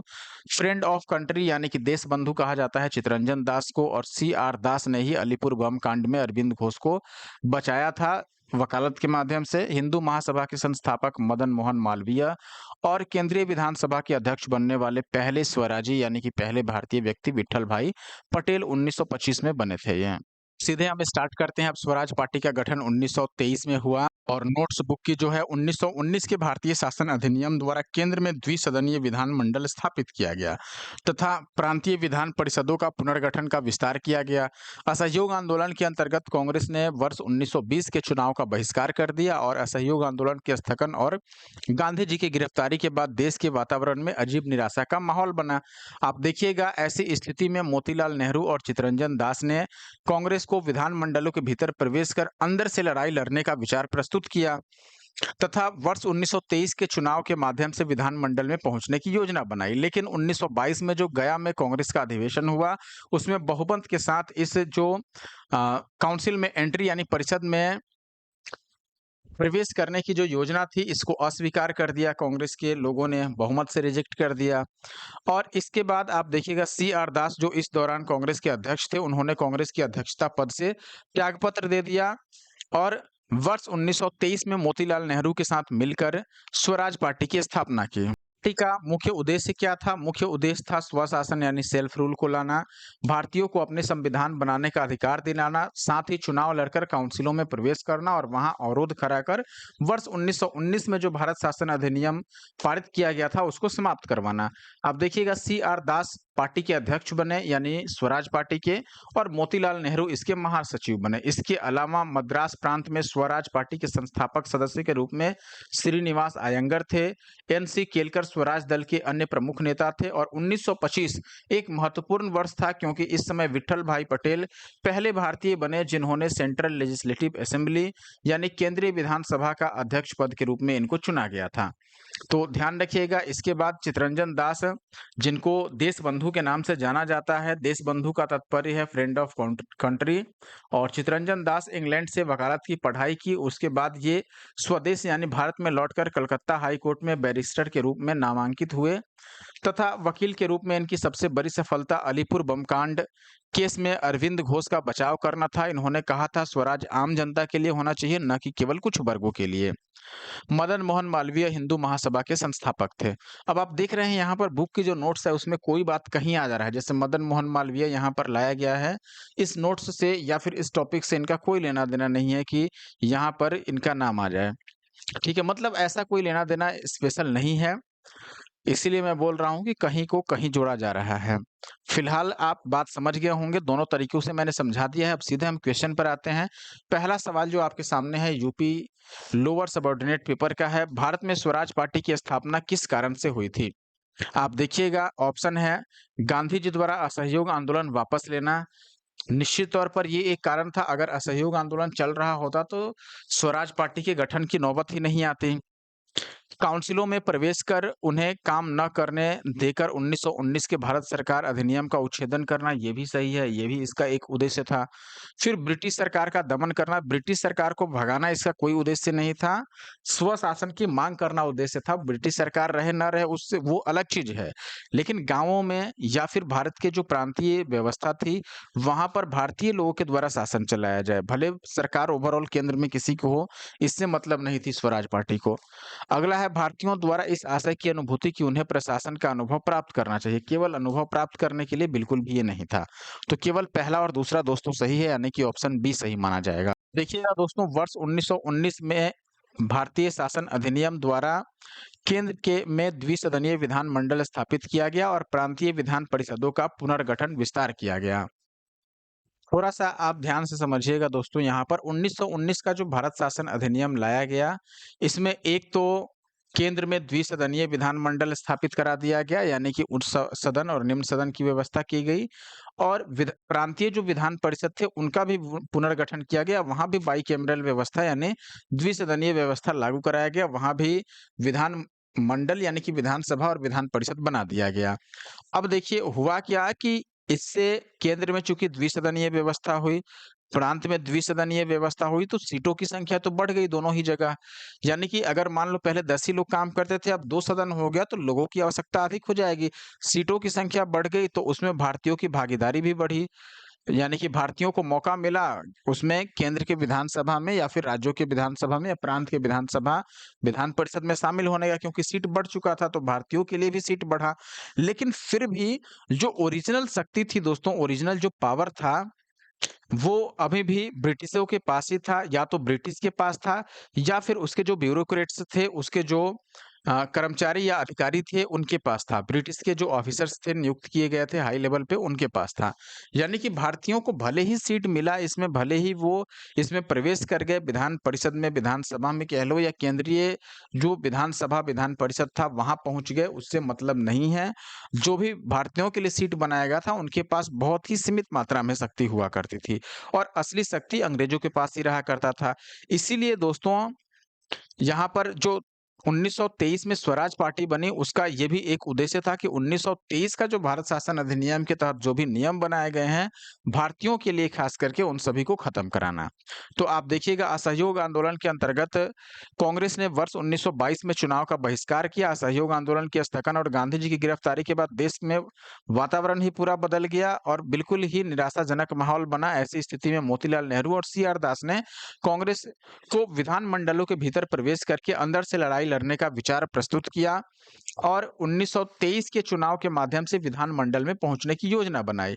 लेकिन समस्या ये हुआ कि 1922 में जब कांग्रेस का गया में अधिवेशन हुआ तो वहां पर इस योजना को अस्वीकार कर दिया गया। यानी कि जो विधानमंडल में प्रवेश करके वहां से लड़ाई लड़ने की बात थी, इस योजना को अस्वीकार कर दिया गया और इसी कारण से सी आर दास ने कांग्रेस की अध्यक्षता पद से त्यागपत्र दे दिया और फिर 1923 में मोतीलाल के साथ मिल करके और स्वराज पार्टी की स्थापना करते हैं। इस पार्टी का मुख्य उद्देश्य था स्वशासन यानी सेल्फ रूल का डिमांड, भारतीयों को अपना संविधान बनाने का अधिकार दिलाना, साथ ही चुनाव लड़कर काउंसिलों में प्रवेश लेना यानी परिषदों में प्रवेश लेना और वहां अवरोध खड़ा करके 1919 के भारत शासन अधिनियम को समाप्त करवाना।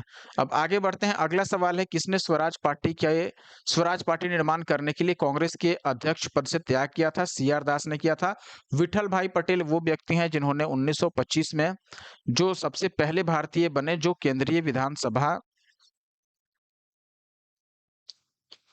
विधानसभा में अध्यक्ष पद पर चुने गए, यानी कि स्पीकर के पद पर चुना गया इनको। मोतीलाल नेहरू जनरल सेक्रेटरी थे किसके? स्वराज पार्टी के। ठीक है, आगे बढ़ते हैं दोस्तों। अब अगला सवाल है स्वराज पार्टी का गठन डैश की असफलता के बाद हुआ, यानी किसकी असफलता के बाद?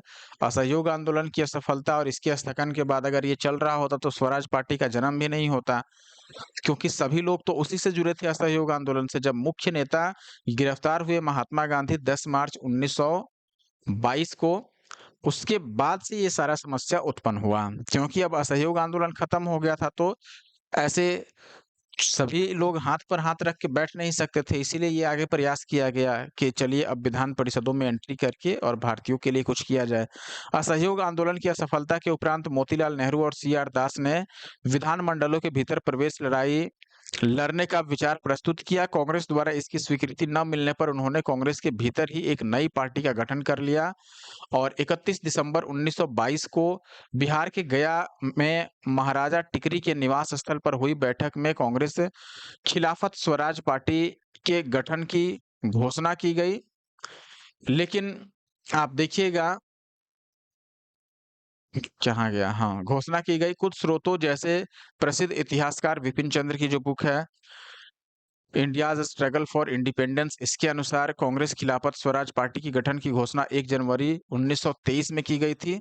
वर्ष 1923 में कांग्रेस खिलाफत स्वराज पार्टी की स्थापना की गई और आप देखिएगा 20 से 22 फरवरी 1923 को इलाहाबाद जो वर्तमान प्रयागराज है इसमें नव गठित पार्टी की सामान्य बैठक आयोजित की गई, जिसमें पार्टी के कार्यक्रम और संविधान को मंजूरी दी गई और साथ ही पार्टी का नया नाम रखा गया स्वराज पार्टी। पहले नाम क्या था इसका? आप देखिएगा, पहले इसका नाम था कांग्रेस खिलाफत स्वराज पार्टी। लेकिन इसके बाद से जब पहला बैठक आयोजित हुआ इलाहाबाद में, उसके बाद बैठक का इस पार्टी का नाम हो गया स्वराज पार्टी। अगला सवाल है दोस्तों, स्वराज दल की स्थापना असफलता के बाद हुई, यानी किसकी असफलता के बाद इसकी स्थापना हुई? तो असहयोग आंदोलन। आपने पिछले क्वेश्चन में ही देखा। अगला सवाल है दोस्तों यहाँ पर कि स्वराज पार्टी की स्थापना किसने की थी? बाल गंगाधर तिलक, महात्मा गांधी ने? बिल्कुल नहीं, इन्होंने भी नहीं। सी आर दास और मोतीलाल नेहरू ने। स्थापना हुई कब? 1923 में। किसकी असफलता के बाद? असहयोग आंदोलन की असफलता के बाद। अगला सवाल फिर से बीपीएससी में पूछा गया है, 2023 में स्वराज पार्टी का गठन किसने किया था? 2023 नहीं, सॉरी 1923 है। ये सी आर दास और मोतीलाल नेहरू द्वारा किया गया था। सेम क्वेश्चन है, नेक्स्ट क्वेश्चन भी सेम है, तो इसको मैं स्किप करता हूँ। अगला सवाल है कि स्वराज पार्टी के गठन से कौन संबंधित थे? तो सी आर दास और मोतीलाल नेहरू। तो दूसरा और चौथा होगा। इस हिसाब से आप देखिएगा ऑप्शन डी सही हो जाएगा दोस्तों।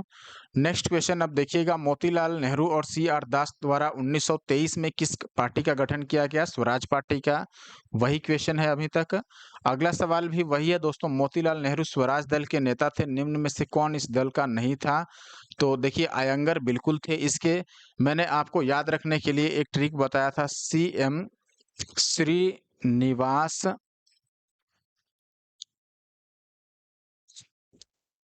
केलकर।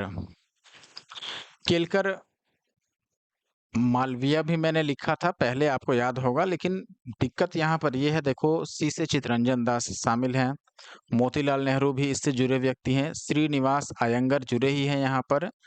केलकर जो थे, चितरंजन दास तो जुड़े ही थे, केलकर भी जुड़े थे। विठल भाई पटेल जुड़े ही व्यक्ति थे, क्योंकि 1925 में ये जब शामिल होते हैं केंद्रीय विधानसभा में एज ए स्पीकर, सबसे पहले स्पीकर चुने जाते हैं, तो निश्चित तौर पर ये इसी दल से संबंधित थे, इसी दल का ये उद्देश्य भी था। सी राजगोपालाचारी इससे संबंधित नहीं थे, ऑप्शन डी। मदन मोहन मालवीय की जहां तक बात है, चूंकि हमने पहले नोट्स में पढ़ा था, लेकिन ध्यान रखिएगा वो इसके समकालीन काम कर रहे थे, लेकिन वो डायरेक्टली स्वराज पार्टी से जुड़े व्यक्ति नहीं थे। उसी समय में वो काम कर रहे थे, ये हम मान सकते हैं।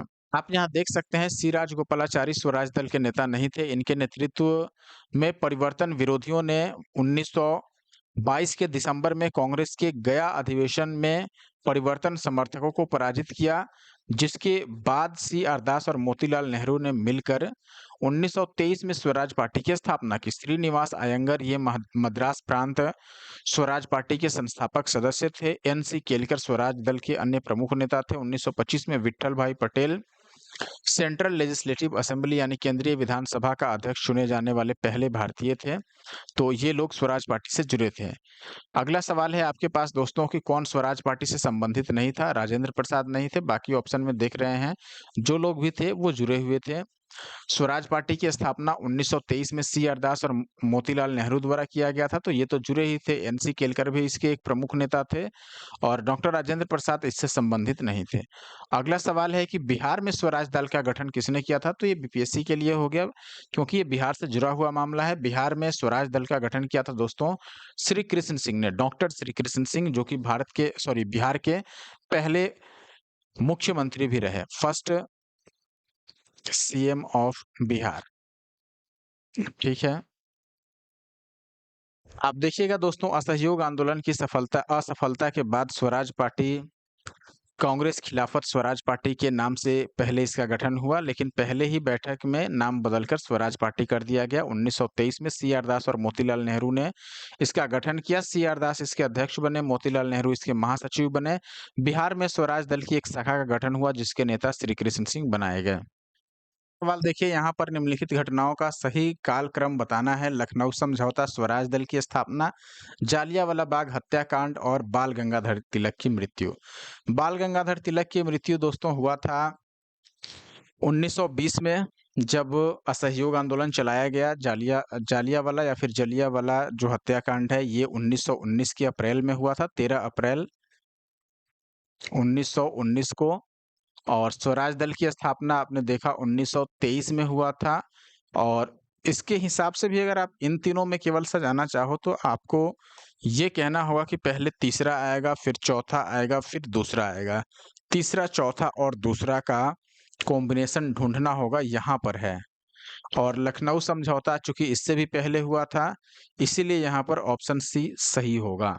बाकी चीज़ें मैंने आपको बता ही दी है। 1916 में लखनऊ समझौता हुआ, लखनऊ पैक्ट, जालियांवाला बाग या फिर जलियांवाला बाग हत्याकांड 1919, बाल गंगाधर तिलक की मृत्यु 1920 और 1923 में स्वराज दल की स्थापना। अगला सवाल आपके पास यूपी पीसीएस प्री से है। स्वतंत्रता पूर्व भारत में किसने केंद्रीय विधान सभा में स्वराज दल का समर्थन किया था? मोहम्मद अली जिन्ना ने या मौलाना अबुल कलाम आजाद या फिर डॉक्टर राजेंद्र प्रसाद या फिर जवाहरलाल नेहरू? दोस्तों मोहम्मद अली जिन्ना सही आंसर है, ऑप्शन ए। वर्ष 1923 नवंबर 1923 में विधान परिषदों के चुनाव हुए। सेंट्रल लेजिस्लेटिव असेंबली की 104 निर्वाचित सीटों में से 42 पर स्वराज पार्टी की जीत हुई, यानी 42 सीटों पर स्वराज दल के लोग जीत हासिल कर पाए। मध्य प्रांत में इन्हें स्पष्ट रूप से बहुमत मिला। बंगाल में यह सबसे बड़े दल के रूप में उभरी और बंबई तथा संयुक्त प्रांत में भी इसे अच्छी सफलता मिली। मद्रास और पंजाब में जातिवाद और सांप्रदायिकता की लहर के कारण इसे खास सफलता नहीं मिली। सेंट्रल लेजिस्लेटिव असेंबली में स्वराजियों ने एक साझा राजनीतिक मोर्चा बनाया। इसमें जिन्ना के नेतृत्व में उनके समर्थक उदारवादी व व्यक्तिगत रूप से कुछ विधायक जैसे मदन मोहन मालवीय इत्यादि शामिल थे। अब अगला सवाल है आपके पास दोस्तों, कौन देशबंधु के नाम से प्रसिद्ध है? चितरंजन दास देशबंधु के नाम से प्रसिद्ध हैं और ये स्वराज पार्टी के गठन करने वाले व्यक्ति थे और उसकी अध्यक्षता भी यही कर रहे थे। ठीक है, स्वराज पार्टी के अध्यक्ष थे ये।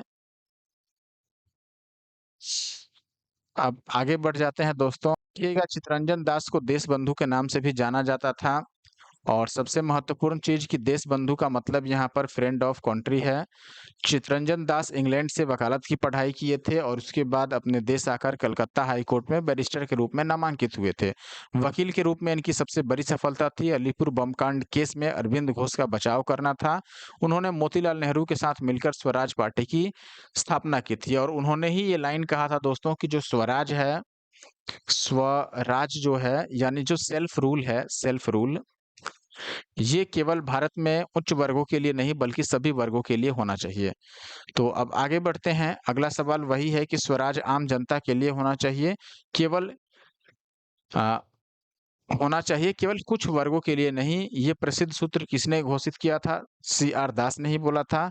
आप देखिएगा यहाँ पर कि देशबंधु चितरंजन दास ने कहा था कि स्वराज आम जनता के लिए होना चाहिए, केवल वर्गों के लिए नहीं। अगला जो आपके पास क्वेश्चन है यानी कि क्वेश्चन नंबर 17, यहाँ आपसे पूछा गया है दोस्तों कि कांग्रेसी नेताओं द्वारा मॉन्टेग्यू चेम्सफोर्ड रिपोर्ट की निंदा करने पर कई नरमपंथियों ने पार्टी को छोड़कर निम्न में से कौन सी पार्टी गठित किया? तो यहाँ पर देखिएगा, कांग्रेस के नेताओं द्वारा मॉन्टेग्यू चेम्सफोर्ड रिपोर्ट की निंदा की गई थी और इसके द्वारा कई नरमपंथी जो पार्टी थे वो कांग्रेस को छोड़ करके और एक अलग पार्टी बनाते हैं। नरमपंथी का मतलब उदारवादी लोग जो हिंसा को बिल्कुल भी सपोर्ट नहीं कर रहे थे। इन्होंने अलग होकर इंडियन लिबरल फेडरेशन को बनाया था, इसका गठन किया था।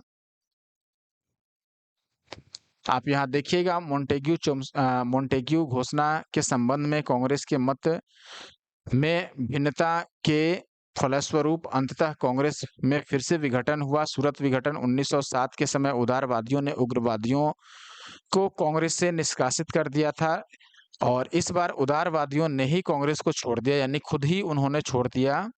और सुरेंद्रनाथ बनर्जी के नेतृत्व में कांग्रेस के उदारवादी एवं नरमपंथी नेताओं ने मॉन्टेग्यू चेम्सफोर्ड सुधारों का स्वागत किया तथा कांग्रेस से अलग होकर इंडियन नेशनल लिबरल फेडरेशन की स्थापना की।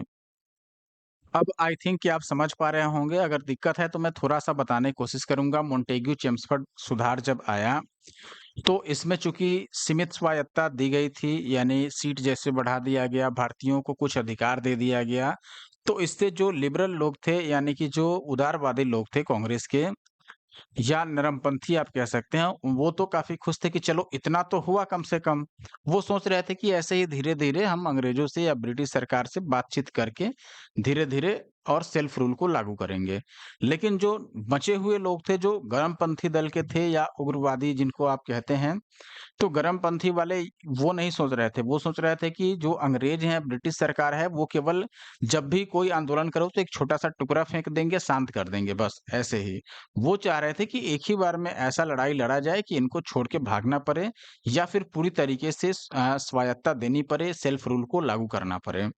तो ये मतभेद था जिसके कारण जो उदारवादी थे वो अलग हो गए और उन्होंने अलग होकर इंडियन नेशनल लिबरल फेडरेशन की स्थापना कर दी और उन्होंने चेम्सफोर्ड के सुधारों का स्वागत भी किया।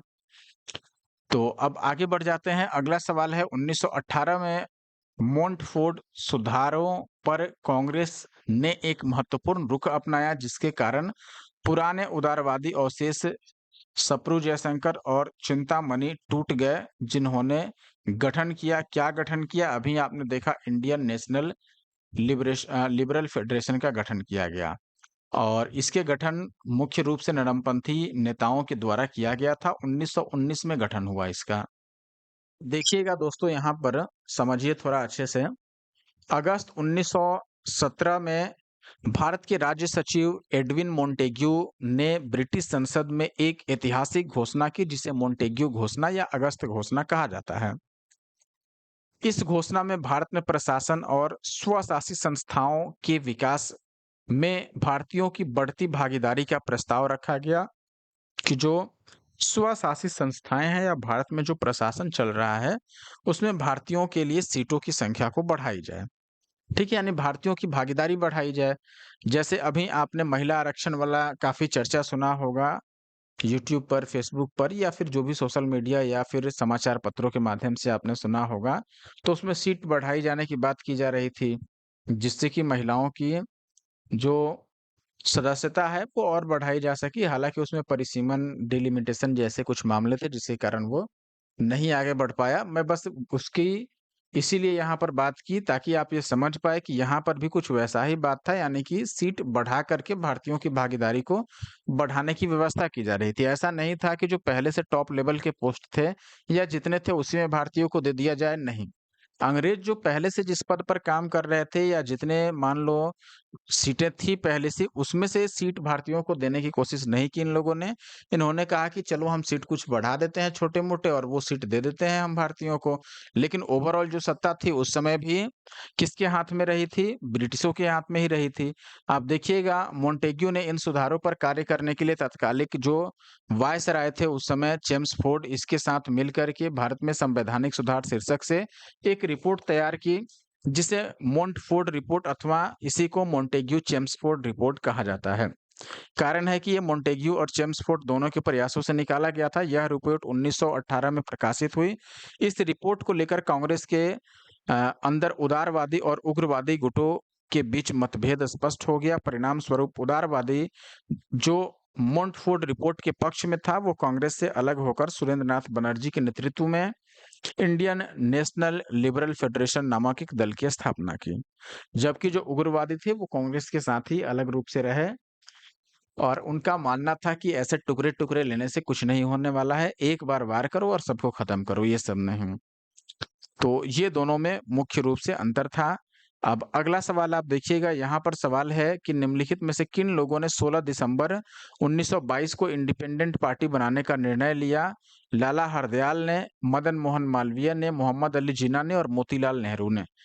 दोस्तों आप देखिएगा इसमें सही आंसर में मदन मोहन मालवीय और मोतीलाल नेहरू ही आएँगे, इसीलिए ऑप्शन डी जो है वो सही उत्तर है। आप यहाँ समझिए दोस्तों 16 दिसंबर 1922 को इंडिपेंडेंट पार्टी बनाने का निर्णय मदन मोहन मालवीय और मोतीलाल नेहरू ने लिया था। मदन मोहन मालवीय हिंदू महासभा के संस्थापक थे और 1916 में इन्होंने बीएचयू यानी बनारस हिंदू विश्वविद्यालय की स्थापना की थी। मोतीलाल नेहरू ने सीआर दास के साथ मिलकर स्वराज पार्टी की स्थापना की थी। तो 16 दिसंबर 1922 को इंडिपेंडेंट पार्टी बनाने का निर्णय मदन मोहन मालवीय और मोतीलाल नेहरू ने लिया था। अगला सवाल आप देखिएगा दोस्तों यहाँ पर सेंट्रल लेजिस्लेटिव असेंबली का प्रथम भारतीय अध्यक्ष या फिर स्पीकर कौन बना? विट्ठल भाई पटेल बने 1925 में। ये हमने पहले पढ़ लिया है। सेंट्रल लेजिस्लेटिव असेंबली के पहले भारतीय अध्यक्ष विट्ठल भाई पटेल 1925 में इसके अध्यक्ष बने। स्वराज पार्टी के से जुड़े हुए थे। अगला सवाल वही है कि 1925 में सेंट्रल लेजिस्लेटिव असेंबली के अध्यक्ष कौन बने? तो विट्ठल भाई पटेल बने, ऑप्शन डी। आज का और इस वीडियो का और इस टॉपिक का सभी का आखिरी सवाल दोस्तों, अगस्त 1925 में सेंट्रल लेजिस्लेटिव असेंबली का अध्यक्ष किसको बनाया गया? और ये पहले भारतीय थे जो सेंट्रल लेजिस्लेटिव असेंबली यानी केंद्रीय विधान सभा के अध्यक्ष यानी कि स्पीकर चुने गए विट्ठल भाई पटेल थे। याद रखना है अगस्त 1925 में ये बने थे। तो इसी के साथ दोस्तों ये वीडियो हम समाप्त कर रहे हैं। इसके बाद साइमन कमीशन है 1927 में, तो इसके बारे में हम अगली वीडियो में पढ़ेंगे। फिलहाल इस वीडियो में इतना ही। वीडियो कैसा लगा आप ज़रूर कमेंट करके बताइएगा दोस्तों। और जो लोग नए रह गए हैं, जिन्होंने अभी तक सब्सक्राइब नहीं किया, वो हमारे यूट्यूब चैनल यानी कि द जीएस सॉल्वर को ज़रूर सब्सक्राइब कर लें दोस्तों, ऐसे और वीडियो देखने के लिए। और जिन्होंने वीडियो लाइक नहीं किया वो लाइक कर देंगे और हाइप कर देंगे ज़रूर। मिलेंगे नेक्स्ट वीडियो में, तब तक के लिए धन्यवाद।